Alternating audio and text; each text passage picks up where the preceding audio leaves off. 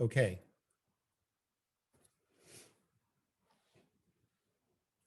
I know we've been through a very crazy and scary week, and people may need to talk about it a little bit. I want to open us up with a melody. Can you hear me? Ya da da da, ya da da da da dum, ya da da da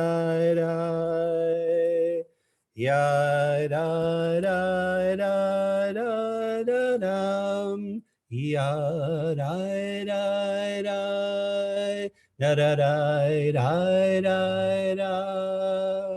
ya da da da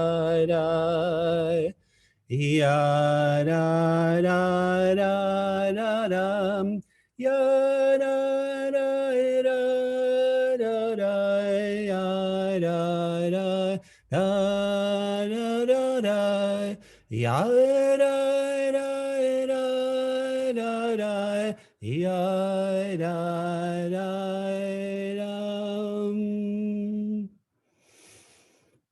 That is a melody that was set to the word Nishmat Kol Chai, the breath of all life, that we sing in our Shabbat morning prayers as we think of God watching over us, seeing us through difficult times like everybody has faced this week. This sudden relocation of so many of you, we are grateful that Legacy was able to pull it off. And I'm so happy to see you, Michael. Nice, more than nice to have you join us. Welcome to this morning's Torah study. Does anybody feel a need to talk at all about what we've just been through as a community? Anybody want to say any words about it? Yes, Sarah. Okay, I think are you on mute? I think Buddy has something to say. Good. Let's hear from Sarah and then Buddy. Go ahead, Sarah. We're spending 40 years this time wandering through a frozen desert. Another person talking, Buddy. Oh, it's okay. All right, so Buddy just said we're I spending. just want to commend Temple for doing this. It's amazing that we can. All right, so we just said we're spending and study like this. Thank you, Sarah.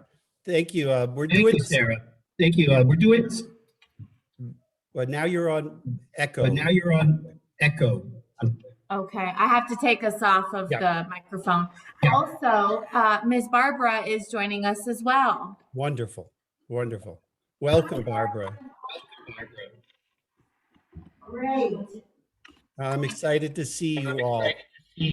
If you would take you off microphone. Okay, now, Buddy, you were just offering that this is like the 40 years in the wilderness. He said yes. Yeah, it's been an odyssey. It's been an odyssey, and to be away from home, to be dislocated, fortunately with more than a flimsy sukkah over you. And Rabbi Kim and I sought refuge at friends' homes because we were without power too. I was gonna get big friend.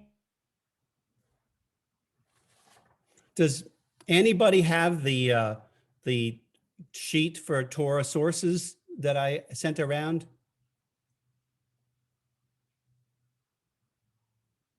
Yes, we all have ours. All right. And Andrea, if you can manipulate the microphone on and off, then Sarah will lead us in reading, perhaps. If you can turn on your microphone and let her read the first part.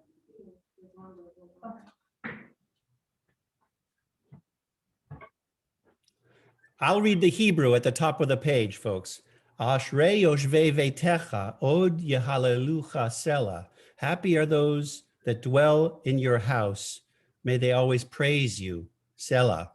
This is from the morning Ashrei prayer, afternoon, and one of our beautiful a selection from the Psalms. And this is about dwelling with God in God's house. And our Torah portion this week, Terumah, has to do with the beginning of building the Mishkan, a dwelling place for God. So, Andrea, I'm sorry, if you can't turn this on and off as we go, then I'll give up that part of having Sarah do reading. I honestly I hadn't printed the paper. I didn't see the paper. So I'm printing it right now. So if you want to give us like a couple minutes and I'll read start, the Torah part. That's I'll fine. let you know as soon as we have it. Thank you. That works. Okay. So I've started with this verse from Ashrei about dwelling in God's house. And the first verse that I'm bringing and question I'm bringing from the Torah portion is, had God intended to dwell within us as human beings, as opposed to dwell in our midst? I raised that question, and you'll see more about what that might mean as we read along in the selections from the Sfat Emet, a rabbi from Eastern Europe. His name was Rabbi Yehuda Lieb Alter of a city called Ger, and he's known as the Gerer rabbi. Anyways, Sfat Emet says it was because of Torah that Israel merited to have the Shekhinah dwell in their midst. Only because of the sin of the golden calf did the indwelling of the Shekhinah have to be in reduced form in the earthly Mishkan and then the temple. So you see what the Sfat Emet is saying. God wanted to dwell within us in our midst. God's real desire was to dwell actually within each one of us, betoch, in our body. But the first thing we did while we were receiving the 10 Commandments was go and ask Aaron to build us a golden calf and start dancing around it. We couldn't take it. We couldn't take the heat. Couldn't take the spotlight of being in that spot with God. So our forefathers immediately sinned. And the result was God said, I can't dwell in your very midst of your incarnate bodies, but I can dwell in your, if you build me a tabernacle, a mishkan, then I can dwell amongst all of you in the mishkan. Now, he brings another point here, and Sarah, I'll get to you at number 2, perhaps, I can come back to you. Israel at the sea, the parting of the Red Sea, which we talked about 2 weeks ago, that moment, that epiphany, that moment of revelation when the people finally believed in God. At that point, Israel felt themselves ready to be vessels, to have the Shekhinah poured into us. And the people said, this is my God, and I will enshrine him. Ze'eli v'ya'amvehu. That's another verse from our Shabbat morning prayers. Meaning, I will make myself into a shrine for God. But after the sin, God said, let them make me a sanctuary. And through that, I will dwell in their midst. So there's 2 things going on here. Again, it's the reduction of the direct, imminent connection with God from God being dwelling inside each one of us bodily, to God saying, they're not ready for this. With the sin of the golden calf, they've kind of ruined that immediacy, but I still want to be with them. So I'm going to build me a tabernacle, and you can still have me with you, amongst you. If you see what I'm saying there. And the interesting thing about these 2 different points in the first 2 pieces is 2 different things. One is because God is giving Israel Torah, that we merit to have God within us. The second point is that because we believed in God at the parting of the sea, after God has already done the plagues to Egypt and smitten Egypt and brought us out, it's only at the sea, at the parting of the sea, that Israel said, wow, now we believe in God. And so Sfat Emet says, these two moments, one, the receiving of Torah, and one, the proclamation of our belief in God, these two moments alternatively made us worthy of God to dwell within us. And yet, because of our sin, because we are so mortal, so subject to flaw, we immediately took that back down a step. So all we could settle for was still the enormous thing of God dwelling within us in the tabernacle, the Mishkan. Now, if Andrea is there, can she turn on the microphone? And I'm not sure if she is there. No. Alexandria, well, I don't know if anybody with you wants to read number 2. So I'm going to read number 2. That's okay. Midrash says the Torah was like a king's daughter who was about to be wedded to a faraway prince. Her father said that neither could he keep her from marrying, nor could he live without her. So the king asked the princess to make a small room for him in her new home, so that wherever she might be, he could come and dwell with her. Israel had been intensely attached to God until the moment of the golden calf. But after that sin, where we built an idol that was not what God was telling us to do, an idol of the golden calf, then Torah tells us that God said, "Let the people make me a sanctuary, a little chamber that I might dwell in the midst of this people."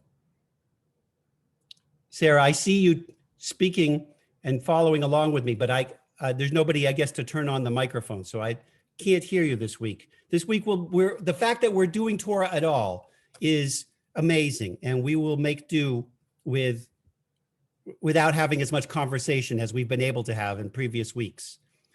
And the fact that we're studying Torah together is miraculous, given everything that's happening. And let me just offer the blessing for studying Torah, which I would like to open with, but at least I'm going to bring it in now. Baruch atah Adonai Eloheinu melech haolam asher kitshanu b'mitzvotav la'asok b'divrei Torah. So blessed art thou, our creator, who has given us commandments, and we praise for the study, soaking in Torah. And we do this Torah study, and now I've got a couple more points to bring about this back and forth of whether or not, and Andrea's here, so maybe Andrea would now turn on the microphone and Sarah could read point 3 and what's underneath that. Thank you. And I'll also invite Sarah, if you or Minnie or anybody wants to comment on what we're talking about, please take this opportunity.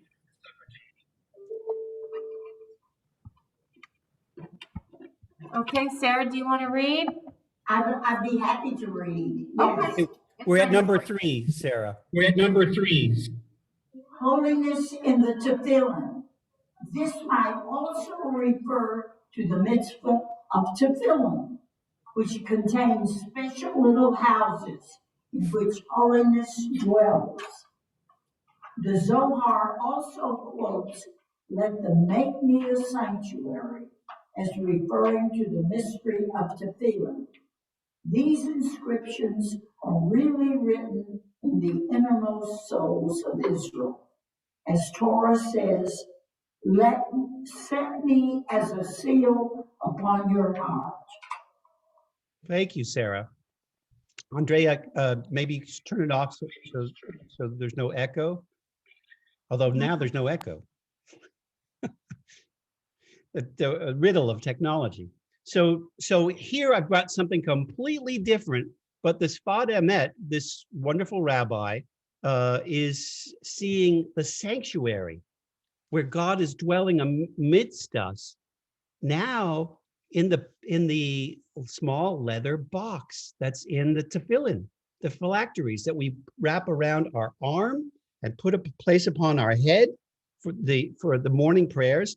Now, traditionally, this was just done by men for morning prayers, but nowadays in egalitarian worship and in my rabbinical school, the women rabbis also, and rabbinical students, and some women folk who are not rabbis are also choosing to follow the mitzvot and don the tefillin and have the prayers around the Shema, which are on the little parchment in the leather box, right up between our eyes and right upon our heart when we hold our arm up and we have that box tied to our arm. So that the holiness of the Shema prayer is right on us. And the Sfat Emet and the Zohar, which is a very illustrious book of mystical Jewish thinking, which dates back at least to the 11th century, they're both saying the holiness connected with Mishkan, the tabernacle of God dwelling in our midst, is actually also brought to life in the tefillin, where we have holiness dwelling in this small leather box. These are, how should I say, these are emotional, passionate ways of perceiving our Jewish practices and the traditions in the Torah about the building of the tabernacle and then later on the building of the temple, where it's this momentous commandment that God is saying, build this for me and I will dwell in your midst. The very fact that God should be dwelling with us, that was pretty radical for the ancient world and still is a radical thought that can strike us and change us, perhaps for a moment, perhaps for an extended moment in our lives today, as we seek to be faithful and to find what it means to practice our Jewish faith. Rosalie, I can see you there, and I know you're sitting quietly. I don't know if Alexandria can still turn on the microphone. Does anybody have a comment that you might want to share from your side? Microphone's on. You don't have any comments or anything? Is that I think my people are shy today. okay? Shy is fine. I'm trying to bring I think what the Sfat Emet is trying to do, what I'm trying to do is bring the verses of Torah right into. Up, Rabbi. No. Everybody did. So I'm hoping that these verses can come to life for us so that they can have some meaning. What does it mean that God is going to dwell in our midst? What would it mean for each one of you and for me to feel the living God living right within us? Maybe that's not so radical for some of the ideas that have some currency in all of our religious thought. That's not crazy radical, but it's something that we, with our very feeble memories, if I put it that way, we lose sight of that. Our ego comes up like the leavening in bread, as we're going to talk about at Passover in another month. Our ego comes up and knocks these ideas out of our mind. We lose the preeminence of this notion of God dwelling within us. And that's why our religious practice of donning tefillin, if that's something that we do, that helps us to bring this idea to life. When we look at the tabernacle and the temple as not just the place where Moses was going to meet with God, but the place where God was descending to be right in the midst of the Israelite people. It is stupendous. It's awesomeness.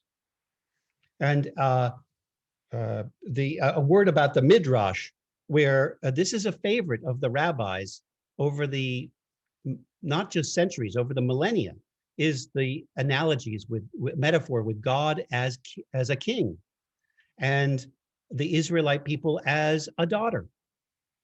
And the king has this concern for his daughter, this love, this need to be close. And the daughter's going to go away and marry her prince. Of course, that's the way of the world. That's a metaphor for our minds and our hearts taking us away into the world with all the pursuits that we do. But the king wants to be with us. Make a space in our house, in our home, for the king, for God to be with us and dwell with us. These are all different ideas of how do we keep God in our hearts. So now our time is running short. I think we can go a little past 11:30. I'm going to, Sarah, do you want to read number 4? If Andrea can turn on the mic again. Catherine's good to see you there. Thank you. Thank you all for your credible efforts this week. Andrea is not available, so I will read number 4. There you are. You're a very important link in our interactivity. Sorry, you're breaking up at certain points. So if you say my name, I can't quite hear you. Okay. Okay, hold on. I'm trying to get Another it to where metaphor. It's a great metaphor for how God's trying to reach us, and we can't always hear, whether it's technical difficulty inside of us or what. Do you have an echo? Do you hear an echo at the moment? This is good. This is great. Lovely. So, I think I've developed a system. Okay. Fabulous. Thank you. This is what so number exciting. are we reading? I'm sorry. Yes, I'd love Sarah to read number 4, or if somebody else wants to read, we could do that. 4. Mhm. Yes. I am asleep, but my heart is awake. That's from the Song of Songs. I am asleep in exile, but my heart wakes that I be redeemed. I am asleep because of the golden calf, but my beloved knocks to awaken me. I am dark but comely. The body and the garb may be dark, but the inner self, the soul or the root, is glorious. The heart that wakes is the godliness that belongs to dwell within Israel. From every person whose heart impels them to generosity, shall you take my offerings. In the Terumah, Exodus. Because of that longing in God for Israel, so God was compassionate and gave them the idea of the Mishkan and its vessels. Beautiful. Thank you. So a couple of notes that are very exciting to me here. One of them is this idea that it's God's passion to be with us. It's not just that we have a yearning for something. Sometimes we can't even name what that yearning is. The spiritual yearning, which experts have said that behind addiction, behind any kind of addiction, whether it's drugs or alcohol, or some people gambling or sexuality, those addictions, there's an underlying yearning in the human soul. And for those religious folks, we could trace all of that without putting pushing religion on people to a yearning for a spiritual closeness. And we see that from a perspective of faith as a yearning to be united with God. And that's what the rabbis have been talking about for these millennia. And here we have it in the metaphor of the king who wants to be kept with his daughter in at least in a guest room. And here we have these beautiful metaphors brought from the Song of Songs, this beautiful piece of erotic poetry in the Torah, which Rabbi Akiva said was the most holy of all the holy books. Here, the Sfat Emet is drawing on several verses from the Song of Songs and bringing them to the situation between God and Israel. So we see it in the first one above. Set me as a seal upon your heart. That's a verse in the song, but the Zohar says that this is a way of doing that, is the brilliance of putting on the tefillin and having the tefillin close to our heart. And it's spoken of in this context in the Song of Songs. And then the lover in the Song of Songs says, I'm asleep, but my heart is awake. And there's a beautiful melody for that I'm going to bring with the Lunch and Learn for next month, that I'm going to do with Rabbi Yitzchak Cohen together on Shira Shirim, on the Song of Songs, which is traditionally read at Passover. Here we're beginning to see some of the gems in Song of Songs. The lover is asleep, but her heart is awake. And here it's the heart is asleep, sleeping because of the golden calf, our own sin. But the beloved is knocking to awaken the soul. And the soul, even though we may put ourselves to sleep with our obsession with material things, we get caught up in the wrong things. We get caught up in addictions even. But the soul is longing for a way to clean ourselves up and come straight and get on a path and be in connection with our Creator. Sarah, I see you want to talk. If Andrea can unmute, maybe you could have a last word before we sing and close our session.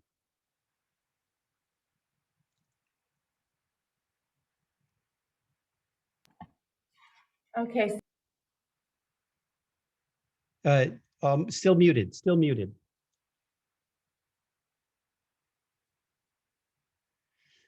We're still muted. No, you're good. Now you're good. You're good, ma'am. Okay. Sarah. Michael, you did a beautiful job. I look forward to it next week. Thank you, sir. By the way, were you able to catch the recording last week? After we lost you in the live connection, we still had a recorded session. So hopefully we will today. But I want to say that this other verse from the Song of Songs, I'm dark but comely. That you think that's the lover talking about perhaps her hair and perhaps the color of her skin. She's dark but beautiful. But this is interpreted through the thinking of Sfat Emet among many rabbis to say that the body and our material sides are a darker, heavier part of our being. But inside us, the soul is this radiant, glorious part of us, always there and waiting to be awoken and to be brought into that intimate connection with our Creator so that we can live with faith and draw on passion and joy. And I know that it's hard to feel that through a television screen, a computer screen, but let us thank God that we were able to gather and do what we can do during these crazy polar conditions here in Texas. And I'm going to close with a melody for that verse that I have at the top of the page from Psalm 84. Happy are those who dwell in your house. May they praise you always. And may we find ways to remind each other and to remind ourselves, to awaken ourselves like the lover in Song of Songs to the fact that there is this relationship with our Creator who wants to be with us in our midst, in our heart as a sanctuary. And the melody for the verse goes like this. Ashrei Yoshvei Veitecha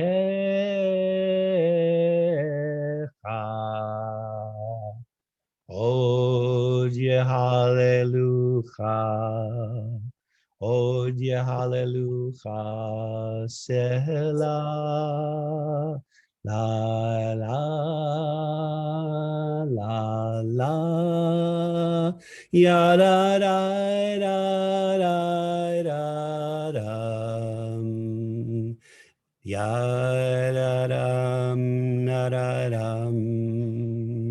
Ya da da da dum, da da dum. I will wish you an early Shabbat Shalom.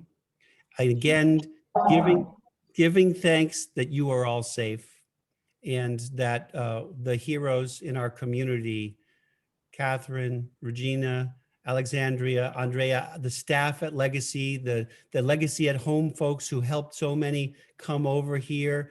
My goodness, we owe, as I speak these words, I feel a tingle of excitement, knowing that the Creator is here, present in the souls of all of us. And we just have to awaken to it. Thank you. Shabbat Shalom, everybody. Thank you, Michael. Thank you, Rabbi. Bye. Bye-bye.